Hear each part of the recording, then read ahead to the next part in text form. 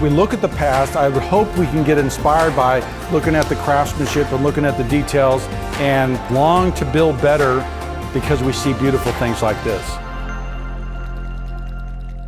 Okay, so the housing boom, 1950 to 1969. Look what happens, what is that, 47, 49, is that right? 43, 45, 47, 49. Yeah, look what happens, okay? We'd never gotten over 1 million, and they got over 2 million in 73, but almost to 2 million in 53, 55, right? Explosion, right? That all of a sudden we are building at a different level, at a different speed, and a different pace. And we're going to see when I show you some of those magazines how American Builder as a magazine completely changes its focus from what it did do to what it does now, or what it did later. This I'm showing, okay, family-sized bomb shelter. So this was the ad. This was in a 1950s parade of homes in Houston, Texas. It was in Southwest Houston. The first H-bomb shelter ever erected in a speculative house is featured in this home at 5102 Jackwood Drive, which is now demolished. I went and looked at it on Google Earth. It's not there. While National Civilian Defense Chief talks about the mass evacuation of cities, something is actually being done in Houston and the parade of homes. Called the Paracap shelter, it is a parabolic roof with every outside piece curved to absorb and resist shock and blast. The shelter is entered from the stairway, can be used, the shelter has an emergency exit through the round tunnel cap, which has a circular eyepiece in the tunnel cap for observation. A separate air intake through the filter, periscope that changes air every 15 minutes. It will accommodate up to 10 persons comfortably for a week or more. Mr. Appella said the shelter will withstand pressure exerted by the heaviest known H-bomb in an area of half a mile from the blast center. Now, I read that because I nearly started the whole talk with that, because I feel like the war changed everything, right? It changed how we live, how we think, how, priorities. It was an amazing change in frame of mind that happened after World War II. And the fact that they would so flippantly advertise a H-bomb shelter is just crazy to me. But I remember, I was born in '65. I remember families having bomb shelters, and so, it was a thing. So anyway, I thought that was crazy. So what was being built at this time? I was surprised. This is 1950. This was the Parade of Home advertisement. I didn't see a traditional house in this whole catalog thing, and there was about 18 houses in there. Most of them are all modern. They talk about, they don't really talk about the design so much as the amenities, the living room, the patio, the appliances, and the air conditioning. But you see, the split level. We don't have a lot of split levels in Fort Worth. There are some, but certainly this modern design, Home of Tomorrow, was a famous book that was written, that talked about what the house should look like and everything else. This is kind of a parade of homes in 1950. Building really changes, and you'll see that, and I'll talk about these things, but it's all about speed and production, okay? It's all about, and you're gonna see as we look through these products and projects that are going on, how everybody was focused on that, and there was craft here, and they went like this, and they go, come on, let's go. And they started building fast and cheap. Talked about the prefabrication. Prefab and modernism, I told you that in that case study house, it was all about something that could be reproducible. This is an example of everybody trying to get in on that, everybody trying to solve that problem. How can we build houses cheaper and faster? How can we make home ownership more available to everybody else? So the whole prefab and the modernism work together.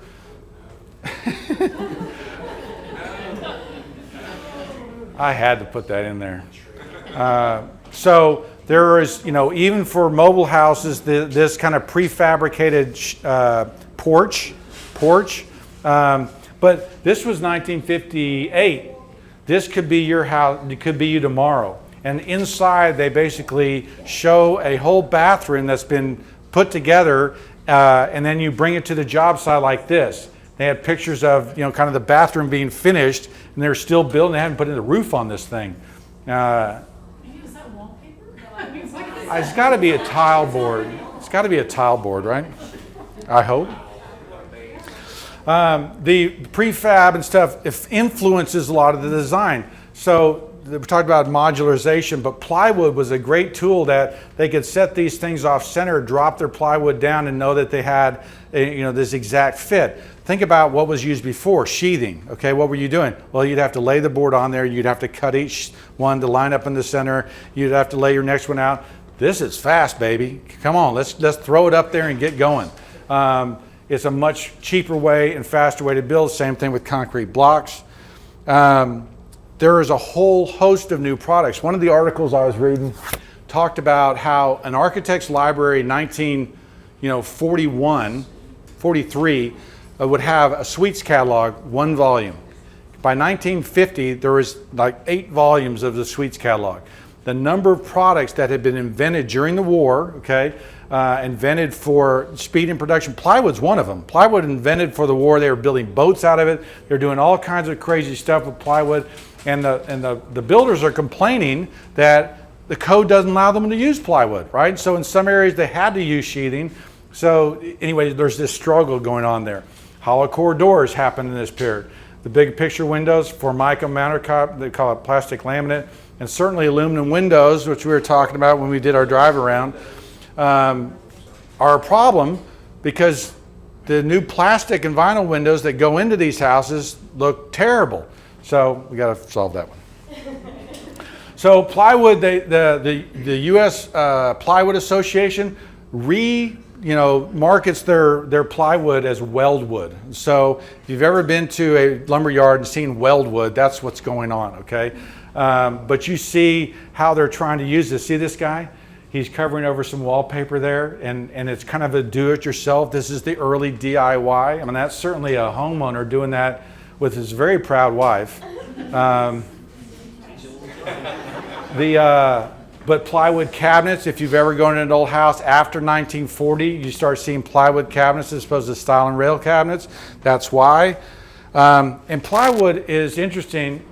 Here's a comic book. This is like 50-something. But look what they're doing. Look at the way they're marketing plywood, okay? They're basically explaining its history, that used in Egypt. Never heard that before. How it was used, right? And then how it's made, right? Look at this. The amazing properties, its strength, big panels, puncture proof, split proof, low cost, tested in quality, science, easy to use. And then look at this. 1,000 uses for plywood, right? There's a guy building a boat, train cars. So they are educating the public. I remember reading Sam Malouf. He's a furniture maker, makes these beautiful rockers. And his early job was working for the Army or somebody, showing people projects that they could use to build plywood things, okay? So plywood was really pushing their product onto the market. They'd have a guy like Sam Malouf building cabinets so that homeowners could look at it and go, you know what, I could build a cabinet with plywood. I don't have to use these fancy woods. I could just buy plywood. So this is when plywood starts happening, is the point here, and really mass used here after this time. 50, that's 56. Plywood today, hardwood plywood, workbook, right? So they're pushing it through the builder magazines. They're really saying, hey, you really need to use this product. You need to try it. Here's some great ways. Here's time-saving ways, labor-saving ways, cost-saving ways, all about plywood. Of course, the idea books. Concrete was another thing, and certainly concrete blocks, concrete screens we've looked at. One thing that was amazing to me, this was the cover of the catalog, and then it opened up showing all these different deals. I think this was 50-something, 54. Marcel Breuer, right? And so they've got these star architects, doing their design. So they would come up with a design on a project. U.S. Concrete would get behind it, basically patent it for them. There's A. Quincy Jones, our guy with the Eichler guy who worked with Eichler. Both those guys worked with Eichler. And so they came up with these designs. They would have been licensed and then used. So again, concretes and concrete blocks, certainly something very important in this period, was endorsed by people like that. Picture windows, and certainly the building materials and windows things. It's interesting because I've got a lot of millwork catalogs. And so if you looked at one in 42 and then you looked at one in 52, 90% of it was the same. But I had to look to try to find these big picture windows. And you had all the style and rail doors, and then they had the hollow core doors. Same cost, which was amazing to me, as a style and rail door, but I know from being in 1950s houses that the hollow core door was almost used universally. So it's very interesting. This high window, right, for privacy that you see in a lot of mid-century houses was popular, but these bigger all light windows, and the bigger the pane, the better.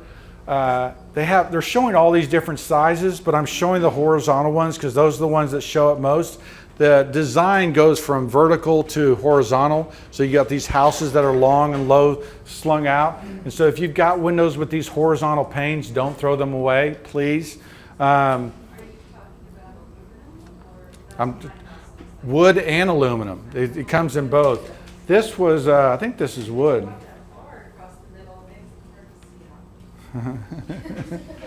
Tough. Live with it. Big picture windows like this are very important, very popular in that style. And then I just had to do this. Have you seen these? Yes. Whose idea was this? I think it says it's energy efficient too, somewhere. Kip, do you have something to say? That's a question. Yeah. Now, my wife is insisting that we rip out the aluminum windows in our house, in our ranch style house. Now, I want to ask you about energy efficiency, because that's what you're talking about.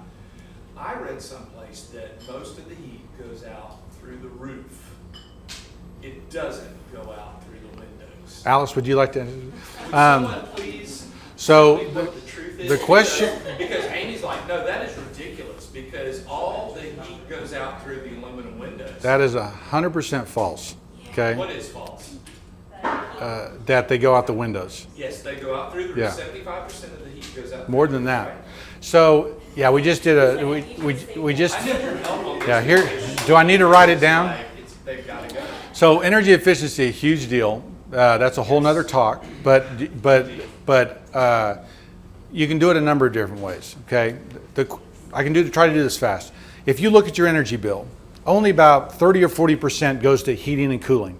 There's refrigeration, there's TVs, there's all the other things that you spend money on. Only about 30 to 40% is heating and cooling, first. Second, only about 10% of your energy loss goes out windows. 10%.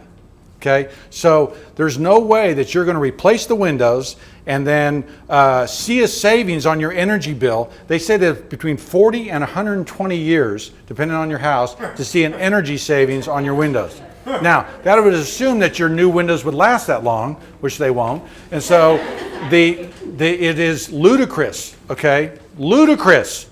There, I said it. That do you think you can save energy by changing your windows? Okay, you've helped me a lot. Now, one last question. Storm windows. I want to rip out all the storm windows that the Colonel put in the house like in the 1970s. Do storm windows help with energy conservation very much? A little bit, yeah. I mean, they will help. They protect your window. What are you saying? Yeah. So I have a YouTube video on window restoration, and you can go. You can sit her down in front of it and make her watch it. Yeah. So storm windows do help. Thank you, Alice, for keeping us going. Cracking the whip back there. Anyway, this is funny to me that it was. I don't know where they said it. There's something about it's energy efficient in there somewhere. Draft control. That could be the worst idea for a window ever, right? That the glass sitting on it. Oh, it's going to be anyway. Drives me crazy. The other thing that happens is moldings begin to shrink. We're talking about moldings even being there. The largest molding the largest casing is 3.5 inches. Now, if you had a 3.5-inch casing in the Victorian period, they laugh at you, right? Moldings can get smaller and smaller and smaller and smaller and smaller until almost they disappear today, but all the moldings shrink in size. There's the hollow core door and the prices associated with it. These modern style doors start showing up after about 52. There's your clamshell molding, right? The most popular molding in this period. Very easy, very quick to put in. And then we get into the kind of the consumerism, because the other half of and another piece of, Levittown growing and thing is that there was people that these manufacturers were coming out with newfangled products. One of the big selling things with Levittown was a washer and dryer, right? Was that you had these modern amenities. So we get into this industrial machine after World War II. We're the only country that our factories aren't bombed. We're sending stuff over to Europe, we're sending stuff everywhere, and we are making everything. And so this new group of people, 20% of the Americans who are now actually able to own their houses, are filling it up with stuff. And these ads and these details and these, if you ever watched the show Mad Men, it's a classic, right, showing some of that cool stuff that they're selling, right? It's all about the sell, which is just so fascinating. Material change. Talking about all those materials, before World War II, wood floors and tile. After World War II, asphalt, linoleum, concrete sometimes. And this is kind of on that entry-level house, right? This is not higher-end houses would have nicer things. Wood sheathing or plaster goes to drywall. I talked about in one of my videos that drywall is invented in the 20s and 30s as a replacement for lath. Okay, well, it becomes the whole wall by the 40s and 50s. Tile countertops become plastic laminate. The starter house is about 1,400 square feet, goes down to about 800 square feet. Slab floors versus basements, wood windows and wood doors versus aluminum windows, hollow core doors. Not only houses gotten smaller, but they've gotten cheaper. And we are, slowly walking away from craft, and we are, creating problems for myself, which I'm going to talk about at the end. I want to talk about garages real quick. Am I way over? So here's car ownership, okay? What is that, to the 1930s? We're just under 60%. You see what happens at World War II. And then by 60, right, we're up to almost 80%, going even into today. The garages is interesting because as I said, and as I was showing earlier, a lot of these mid-century houses have the garage in the front of the house, okay? And there are critics who will complain about new developments calling snout-nose houses, that the garage is on the front, that you enter through the garage in the house, there's almost no front door. So this is the beginning of that. As the car gains dominance in our society, which also has problems, it happens. So garages in 1920, very cute, quaint, very small things, right? They begin to see designs like this in the 20s. And then, with upstairs living areas, certainly an architectural style, a part of it, but almost always separate, right, from the house. This is 1926, and different manufacturers have put out these different things. Overhead door company was around in the 1920s and 30s, really becomes into the dominance. Notice 1940, Tudor Revival house, right, these period revival houses. But look at that. That's how you open the door with that push button thing. That cool? And then 1950, right? The garage is attached to the part of the house. All these different cool designs that should still all be available today. But they were made from wood, style and rail things. This was an article in the 1950 American Builder on garages. So this is the first one that I could find where they actually highlight garages. 1949, only 53% of houses had a garage. That was kind of interesting to me that the science, this was like an 8-page article talking about the turning radiuses and everything else that went into how to do their driveway so you didn't hit the back of it. All these different things that you would think they would have figured out by then, they didn't. We're not doing that. I thought I took that out of there. Okay, so how had building changed? American Builder, 1956. Look at these two covers of the magazines, right? Beauty, let's all build beautiful houses. This is, the four horsemen of the apocalypse, They are gonna just come after you, right? Building is a business. Design, management, construction, merchandising, right? This is focus. This is we're gonna build. We are men who build houses. Beauty, production, fast as we can. This could be your house. Beauty, production, right? This is the same magazine, right? That's about 20 years apart. Is that right? 30 years apart.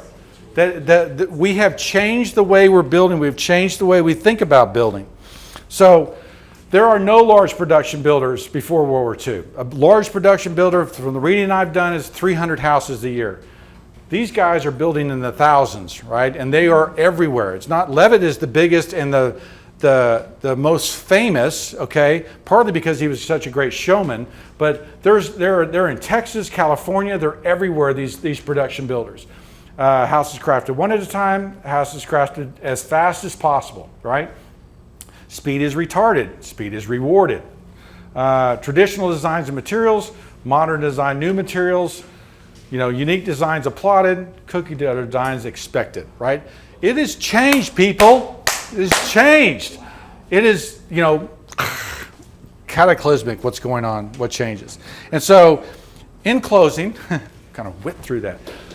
Future warning. Okay, this is my hint towards a future talk that we've got coming, because I said that this is when building starts getting messed up. This is the other part of that article where they showed the car, that funny car, where they said that this is all the problems. It says, look what we could do. This house would cost $1,000 less with modernized codes. These things are not always good, okay? Chimney, use a prefab chimney instead of a masonry chimney. So you wonder why houses today have those wood-sided things that go up where they're just covering the metal flue, is because they're not requiring masonry on chimneys. Roof reeving, replacing 5-inch ply with 3/8 ply. Can you imagine stepping on a 3/8-inch plywood roof between the rafter studs? That would scare me. Non-bearing walls, replace 2x4s with 2x3 studs. Basement slab, that's a good one. They're shrinking the size of the plywood. What was this one? Replace 5-inch plywood with a gypsum board. Joists on 24-inch centers. Anyway, builders get the sniff, to get the scent of the prey, and they're going after it, right? They are like, anyway, they're on it. And so these things that happen, reason our houses are getting ugly today is because builders are in charge of production. Builders are in charge of moving this thing. The architects have been pushed out of the way, and these guys are chasing speed and production. That's why your realtor says, the price per square foot is because it's all about price per square foot. It's all about trying to hit these numbers, and you end up with houses that are cheap. And then as far as design goes, this was from that's not Old English, okay? I'm just here to tell you. And you'll see designs and houses and things that are put together that you're just like, wait, what? What is that looking like? And they're calling it, it's a modern Tudor. And you're like, that's not modern, and it's not Tudor. Anyway, we start to see a problem here.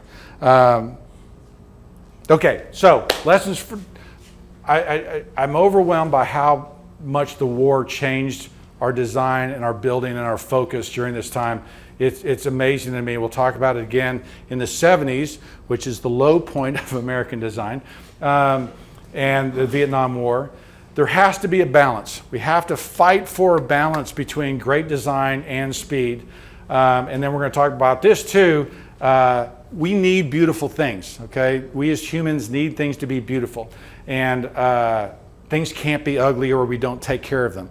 And so we'll talk more about that. All right, here's the quiz. What movie is that? You two can't answer. No, wait, does anybody know? What? No, go ahead and tell us. Yeah, this is Mr. Blanding builds his dream house. We are taking a shift next time, and we are going to talk about Hollywood and architecture. And so we're going to talk about Mr. Blandings. We're going to talk about great architecture. We're going to talk about why evil layers are oftentimes modern architecture. And we're going to talk about why the father of the bride lives in a very traditional house. And we're going to identify those houses and look at them. It's going to be a lot of fun.